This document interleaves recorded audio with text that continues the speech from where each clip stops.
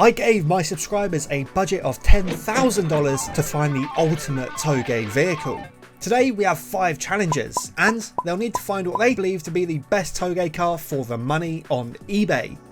Of course, the cars will need to be in running condition, but they'll also need to ensure that there's an identical mod in Assetto Corsa that is actually drivable. Once they've picked their cars, they'll be doing a timed run on the Tsukuba Fruits line Touge.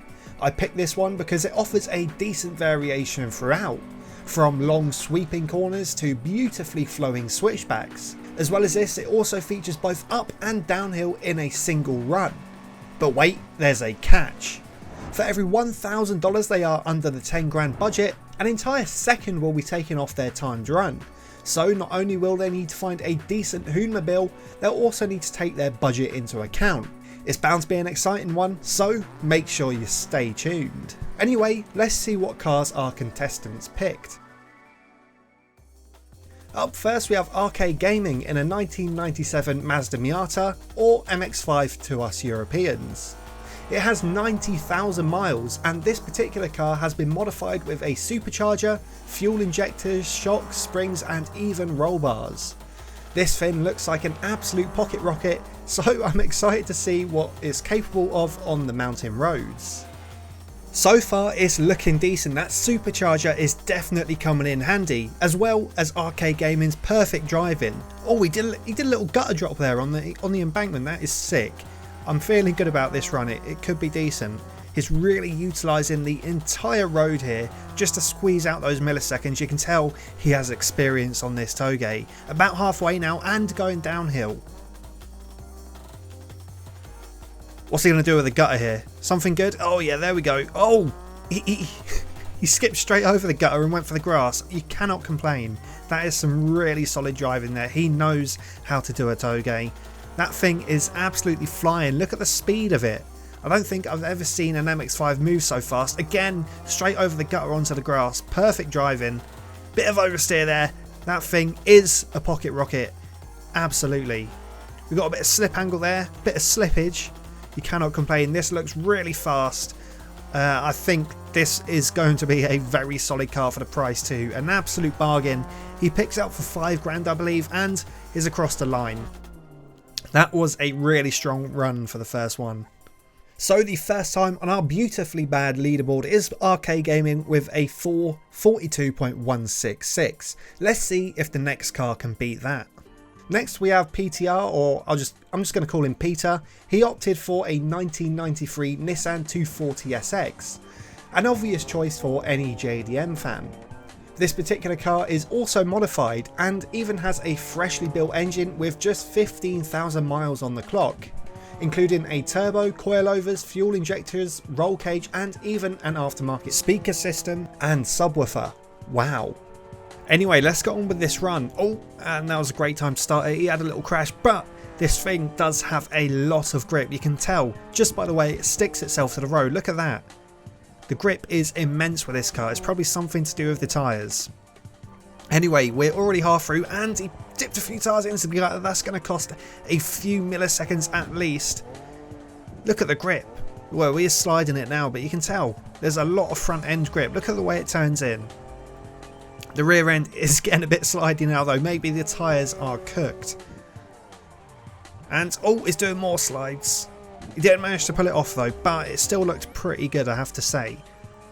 The 240 might be quite fast, I'm not sure, although he is losing a lot of time by these slides. We'll have to wait and see. It could be fast. The start of the run was definitely better. Maybe he's just showing off now because he knows he's won already, but yeah, let's see. Across the line, that was a short one. It felt shorter, so it might be faster, who knows. So 42 seconds is the time to beat by Arcade Gaming, and Peter did a 441.945. It was slightly faster than the Miata. Anyway, next car. Thirdly, we have Bertha Power in a 2011 Nissan 370Z with 117,000 miles. I have to be honest, I wasn't expecting anything new as a 370 given the twist I threw in with the budget. However, it appears as though this thing was a bargain. Although it isn't modified at all, other than the carbon hood, and it has an automatic transmission. Ooh. Anyway, I reckon this thing could be a good underdog in this competition. Although already I can see this car just doesn't have the oomph and the go that the previous two cars have had. It does look very sluggish, especially on the exits of corners. It could do with a big old turbo or supercharger like the previous cars had. Anyway, it could still be decent. The driving is looking smooth, it's taking decent lines, a bit slow into the corner there, but like I said, it could be an underdog. Smooth is always fast. Let's see, on the downhill now. Taking some pretty good lines. You can tell the car just isn't going fast enough. He is not utilising all the track. That car needs to go faster if it wants a chance of getting into the top 3. Almost at the end now, final corner. And he is across the line in the 370. Let's see what time it posted.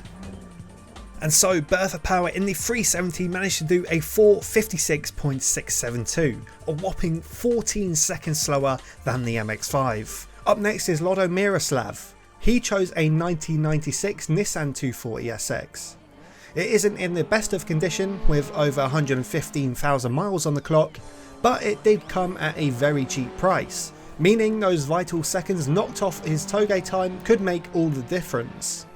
I'm very curious to see how this stacks up against the older 240SX, although this one is totally unmodified unlike the other car. And it does look like Lodo is using a gamepad to drive, so it would be even more impressive if he manages to post a decent time. So far his driving's looking decent on a gamepad. It's so much better than mine on a gamepad. Anyway, that's halfway. Now we're going downhill. This is where it really starts to get challenging in these unmodified cars. Again, the driving is outstanding for a gamepad, I have to say. Very good lines, good speeds through the corner, and oh, look at that understeer. That's basically how I drive on a gamepad all the time, but this is looking like a very solid run so far. I'm quite surprised by the speed of this thing, even though it is, well, because it's totally unmodified.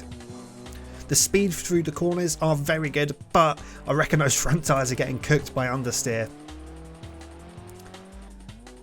Oh, is he going to pull a little drift off? Oh, he is a bit. I think the rear tyres are smoking a tiny bit there.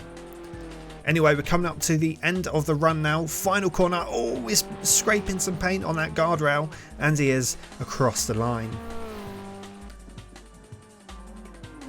So the 96 240 managed to do a 4:48.105, a very respectable time for a gamepad. Penultimately, we have Lewis with a 2003 350Z. This is actually a very clean car, although it does have 114,000 miles on the clock. It will be interesting to see how this stacks up against the bone stock 370Z. The 350 is kind of a racemobile though, with only aesthetic modifications done to it, but it does have a decent set of tyres. But it is looking like a very slidey run. We have two good battles here with the two 240s and the two 370 and 350s, and this is looking like a very fast run, although it is a little bit drifty. I'll be interested to see just how it stacks up to the 370 in that case, because this car does look a lot faster. I think Lewis is doing a good job of driving it here. It doesn't look like there's much grip at all. Maybe the good tyres in real life didn't correlate to the game that well. Anyway, we're halfway, going downhill now once again. Let's see how it handles the different driving style needed halfway through. And again, it's just sliding. It looks like a proper built drift car, not a totally stock 350, which is interesting. Bloody hell, he is sending it around there.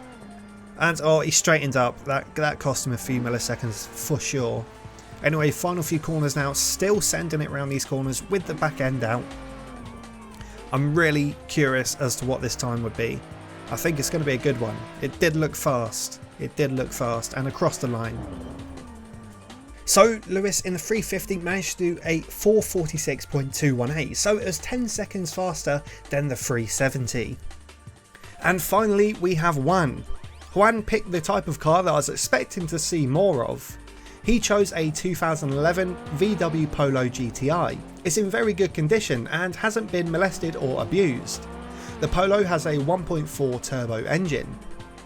It's front wheel drive, which could work to its advantage around the Touge, but we'll have to wait and see.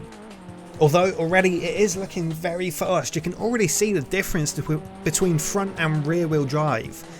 The front wheel drive just pulls the car around the corner and it looks a lot faster, but only the time will tell once we're finished this run. Anyway, there's some solid driving here by Juan. He's using all the proper lines, he's late apexing properly, and he's getting as close to the edge of the corner as possible just to squeeze out those milliseconds once again, using a bit of the grass there just to straighten out the corners. Anyway, we're at the top of the hill now, time for the downhill. Let's see how the Polo GTI handles it. Again, it's looking very, very fast. I think the VW Polo might be the actual underdog. Oh no, he's put a few wheels into the gutter there. That is not good at all. That would have been some damage in real life, but luckily we're in sim. Oh, it's doing it again. Wow, that was a very fast corner. Just hopping straight over the gutter. Is taking a bit wide, or is he going to late apex? Oh, that was a very, very nice late apex there. I'm stumbling over my words. And he is across the line. So, Juan in the VW Polo GTI managed to do a 455.454. A lot slower than I thought it would be. That looked fast and there's some decent driving. So the 93 240SX won with a 441. But remember the catch. We take a second off for every $1,000 the car was under the budget. And you can see the cost of the cars there. So let's see how this shakes up the leaderboard. So the times are coming up now and we can see the Miata does actually win on the total time. So what have we learned from this video? Well, not much. Other than a Miata is probably your best bet if you want to get a Touge car. They're cheap. They're always modified. If you can find a diamond in the rough like RK Gaming did, I think you're onto a winner. And thanks to everyone that took part in making this video. Go and check out RK Gaming on YouTube. He makes some cinematics. They're pretty good. Anyway, if you enjoyed the video, do not forget to like. Let me know what you thought in the comments. Join my Discord if you want to take part in future videos. And if you're new around here, hit that subscribe button. It's been a while since I made a video. Anyway, thanks for watching and I'll see you in the next one. Cheers.